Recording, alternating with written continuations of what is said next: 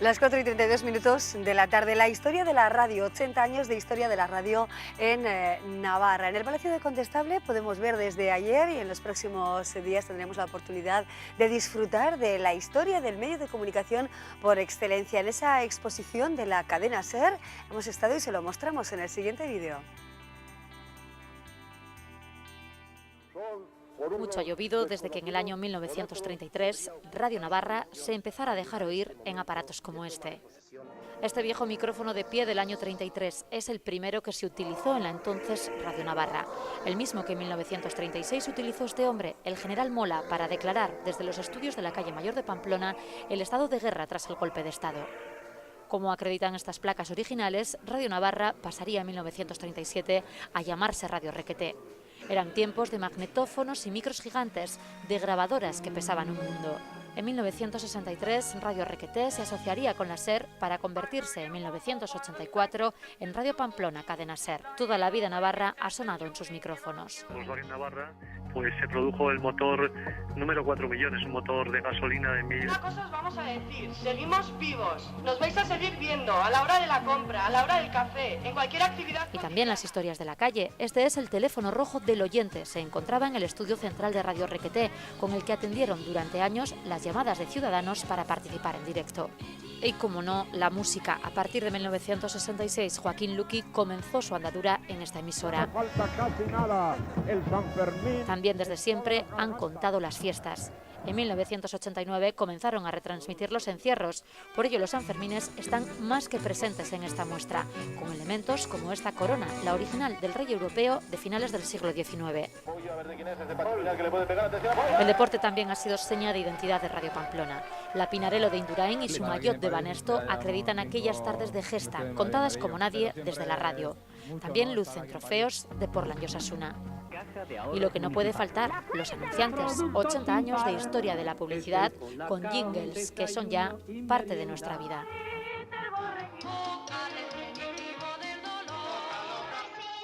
En la década de los 30, desde luego, el medio estrella era la radio. Y tenemos estrellas de la radio en Navarra entre nosotros. Podríamos decir viejas glorias o grandes voces, grandes periodistas como fueron Serafín Ramírez, que estuvo 26 años al frente de Radio Nacional de España en nuestra comunidad. 8 años, director de Radio Nacional y de Televisión Española. Serafín Ramírez, ¿qué tal? Buenas tardes. Buenas tardes. Una voz imprescindible, ¿no?, en nuestra Bueno, yo comunidad. creo tanto como eso no, porque nadie es imprescindible, pero los años, tantos años que era un pozo en la sociedad, en la gente, que todavía me conocen. Llamo por teléfono a algún sitio, tú eres el de la radio. Algunos incluso creen que todavía estoy activo. El otro día te oí, lo cual evidentemente no es cierto, aunque ahora tengo una emisora de estas digitales, pero bueno. Sí, bueno, damos la bienvenida también a Javier Pagola, de la cadena SER, más de 30 años.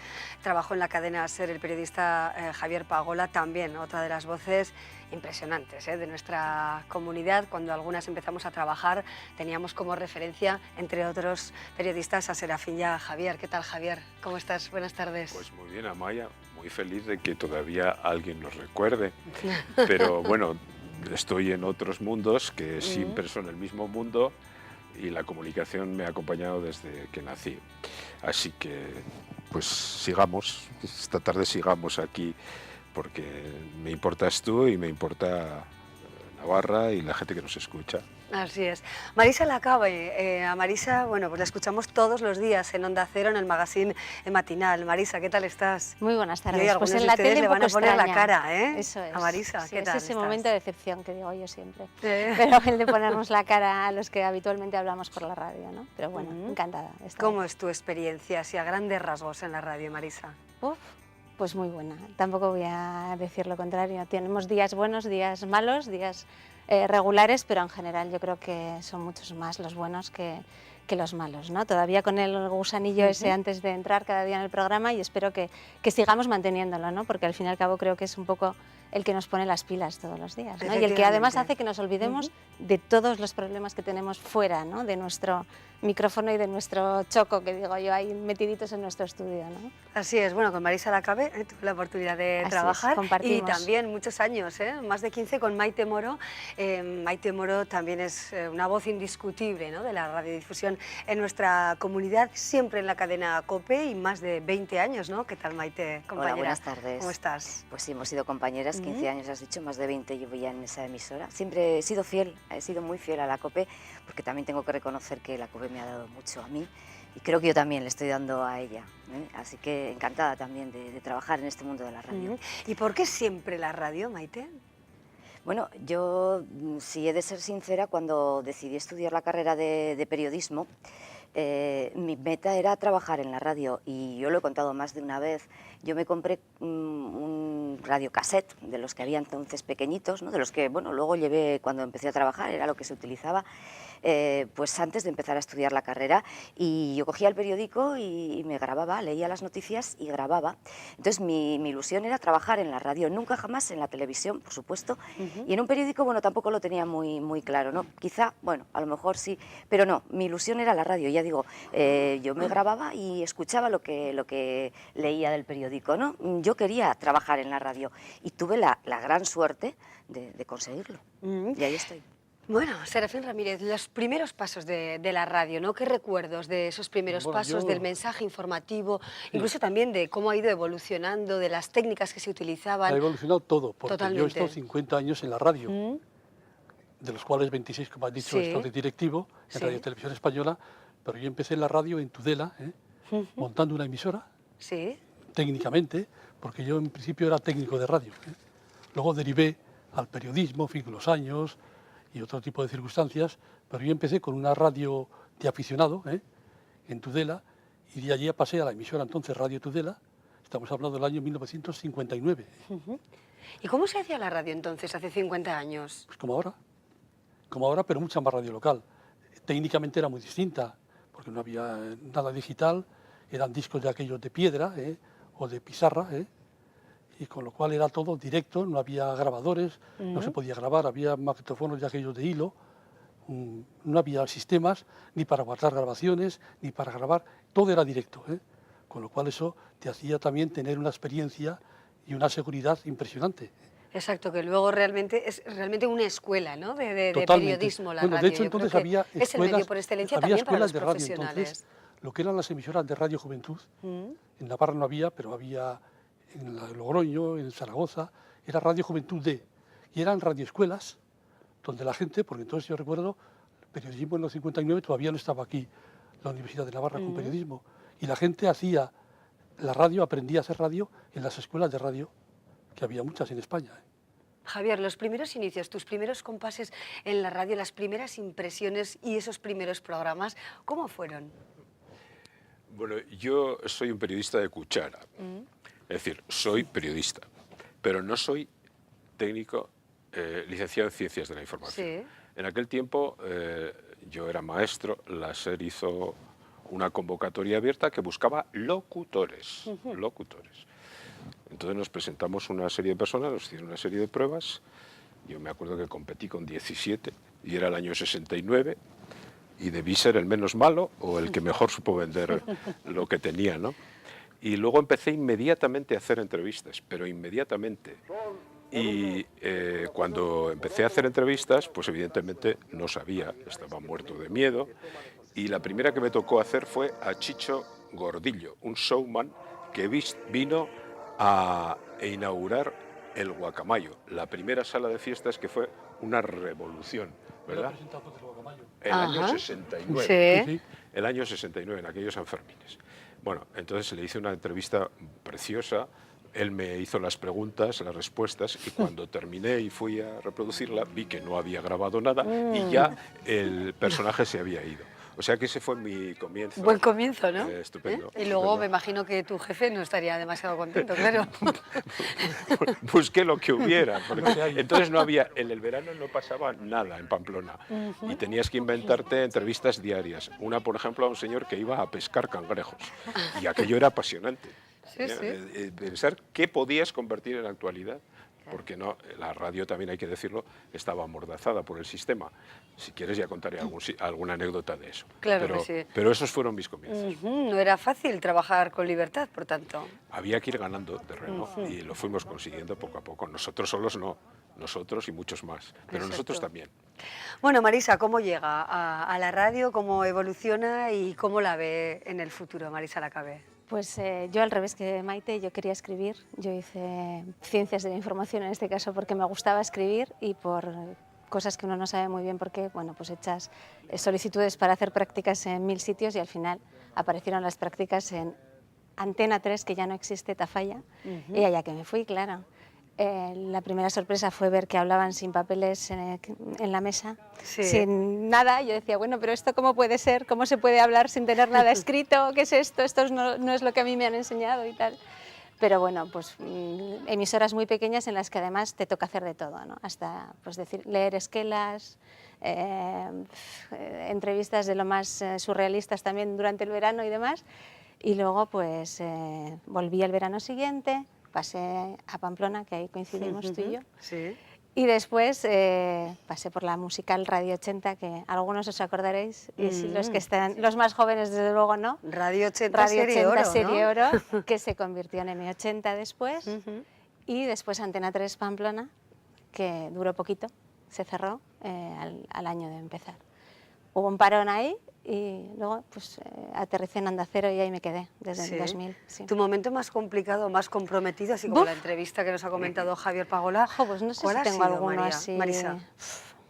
Ahora mismo me cuesta recordar, pues han sido muchos, de Sí. esos de quedarte o de destinar 10 minutos del programa en directo a alguien que crees que te va a dar mucho juego y al minuto 1,5 ves que no sacas más que sí es y no es, y dices, ¿qué hago yo ahora? Porque 5 minutos parece que no es nada y en la radio es una eternidad, como no tengas nada que decir. Pero así alguno en concreto no recuerdo haberlo pasado especialmente horrible, no sé. Bueno, luego veremos también los buenos momentos, ¿no? de la radio, en momentos importantes de la historia de Navarra, Sanfermines, momentos históricos de la actualidad deportiva o de la política.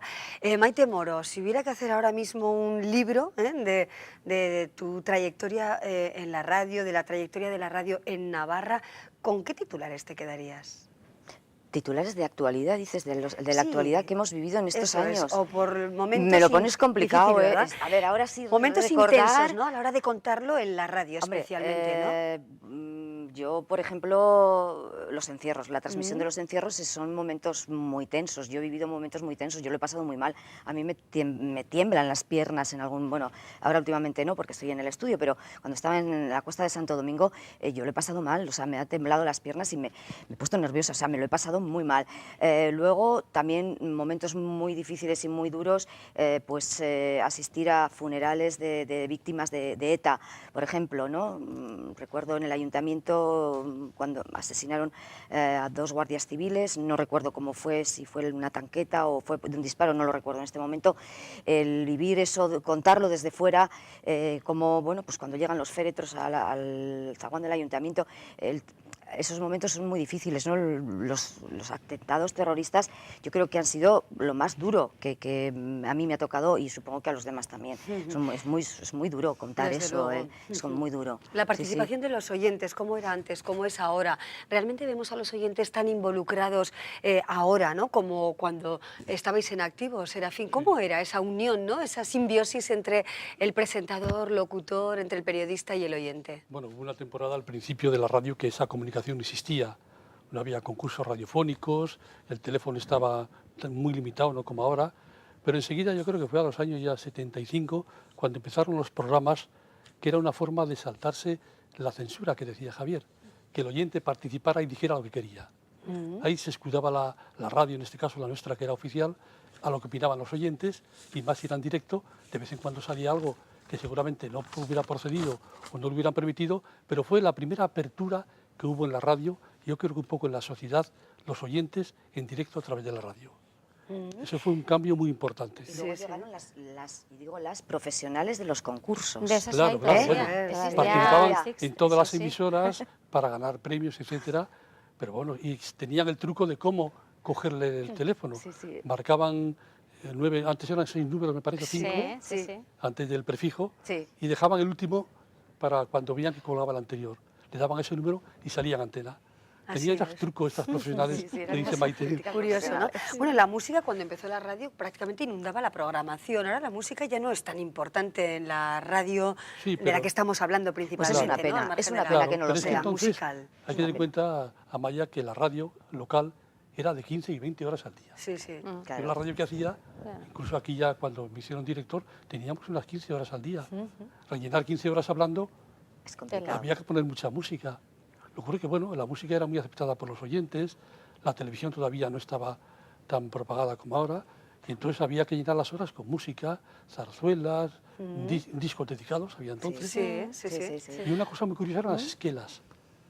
Yo tuve varios problemas en Madrid cuando era directivo, porque querían quitar las esquelas de la radio. Sí. A algunos se le ocurrió, y yo puse encima de la mesa, porque nuestra emisora entonces era comercial, el dinero que dejaban las esquelas. Es como si Y ahora los un periódico, rosarios. dices, quite usted las esquelas Sí. y no ponga ninguna esquela en el periódico. Perdería, bueno, seguramente si el periódico tendría Sí. que presentar concurso de acreedores. Sí, sí, bueno, hay muchas Por- personas que nos están siguiendo en el programa y Sí. que están llamando, me lo están transmitiendo a través del pinganillo, ¿no? Y algunas hablan de las radionovelas, ¿no? Que Sí, también sí. había Esa fue otra época, en sí. la radio, ¿no? Sí, sí. Javier, radionovelas, ¿no? Sí.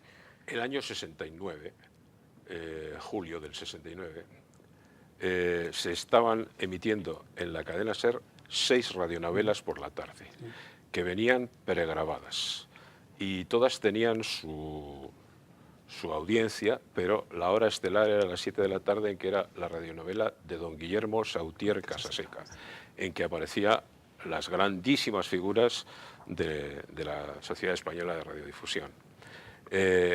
Las radionovelas fueron un fenómeno muy grande, porque estamos pensando en un tiempo en que la televisión no había tenido todavía penetración, ¿no? Estaba empezando. Entonces era el lugar de encuentro. Había mujeres, sobre todo, que se reunían, hacían sus tareas, sobre todo de costura, eran tareas de costura que permitían, al par que hacían remiendos o repasos o cosas, escuchar en grupo aquellas. Y alguna, como Ama Rosa, pues fue de tal calibre la cosa que luego tuvo una versión teatral, se llevó al teatro y estuvo en el Teatro Gayarre. Era una cosa tan lacrimógena que algunos graciosos de Pamplona, eso es una cosa bien sabida, fueron con un cubo y una sábana a llorar, y llenaron el cubo y la sábana en una de las plateas del Gayarre y lo escurrieron, y aquello tuvo un ámbito lacrimógeno inolvidable, ¿no? Pero hay que decir que, además de eso, se adaptaban grandes obras de la literatura universal, de manera que no era una pura literatura romántica en el peor sentido de evasión, sino que era a veces había adaptaciones muy hermosas de obras de la Y literatura también, universal. yo, recuerdo así vagamente los consultorios, ¿no? Pues que sí. había en Elena la radio. Francis. Elena también. Francis, sí. Exacto, que ¿no? resultó ser Heleno, que el que contestaba era un hombre. Eso Un no hombre lo sabía yo. Ajá. Sí, todo. Era ella una locutora, Curioso. Sí, leía sí, lo sí. que le ponían, Sí. pero quien escribía, respondía a las Era un consultas hombre, era un sí. hombre. Era en torno a las 5 de la tarde y además Yo con una música... era por la tarde ¿eh? seguro, porque Sí, yo había sí. salido del colegio, ¿no? Eso Esas es, horas, pero sí. sí, Sí, vamos. es verdad. Curiosidades. ¿Y el género? ¿Cuál es el género por excelencia en la radio? ¿Qué os parece? La entrevista, Para mí el la reportaje, entrevista. las tertulias. Para mí la entrevista. La entrevista, el tú a tú, el cara a cara, sobre todo. Ahora tiramos mucho de teléfono, ¿verdad? Porque no Sí, te queda más buena remedio. cantidad. Sobre todo porque, como bien decía Serafín, cada vez hay menos programación local. Entonces, a veces dices, bueno, es una entrevista súper interesante, yo le daría más tiempo, pero no le puedes dar. Y dices, ¿cómo vas a hacer venir al invitado hasta la emisora para 5 minutos? ¿No? Entonces es una pena, pero el cara a cara es magnífico, Sí, es lo efectivamente, mejor. pero yo creo que la radio ha tenido más importancia y tenía más dificultad y la hacía uno más profesional las retransmisiones en directo. Claro. Sí, sí. La Directo. improvisación, Sí, como decía... Sí. Bueno, Marisa. yo, sin embargo, me vais a decir... ¿Estás en estoy de contra? acuerdo. No, Sí. estoy a favor No, no, de pues lo que está dices, bien. evidentemente. La radio en directo y las unidades móviles fueron una cosa estupenda. Sí, claro. Pero yo he hecho en falta la radio elaborada en el estudio, la radio guionizada, la radio escrita, esa radio que está bien improvisar cuando se sabe de un tema, pero se dicen muchas tonterías constantemente y se habla un mal castellano. La radio bien escrita Sí, no, el guión puede ser como un apoyo en el que tú... Hoy no se guioniza. Hombre, el tópico de la mejor improvisación es la que está escrita, es cierto. Claro. O sea, yo creo que a todos la seguridad que nos da, Y luego, cuando ya que nos da habláis de- tiempo a escribir, ya que claro, habláis ahí de la está el música, tema. Ahí va yo. Ahí. Sí, y ya que habláis de la música se integra en el guión. Pero a la radio le pasó un mal muy grande, que se llama, y lo voy a decir, SGAE, Sociedad General de Autores de España. Esa Sociedad General de Autores de España, que me parece una razonable agrupación de personas que quieren defender sus intereses, ha sido la causante de la desaparición de la música en la radio. Y a mí eso me parece un disparate, porque yo echo en falta música en la radio. ¿Dónde está la música? No podemos oír música. Y nosotros hacíamos radio en onda media y mira que sonaba bien la música. A mí me sonaba muy bien la música en onda media. Claro, cuando vino la FM muchísimo mejor. Pero la radio ha perdido eso, guión.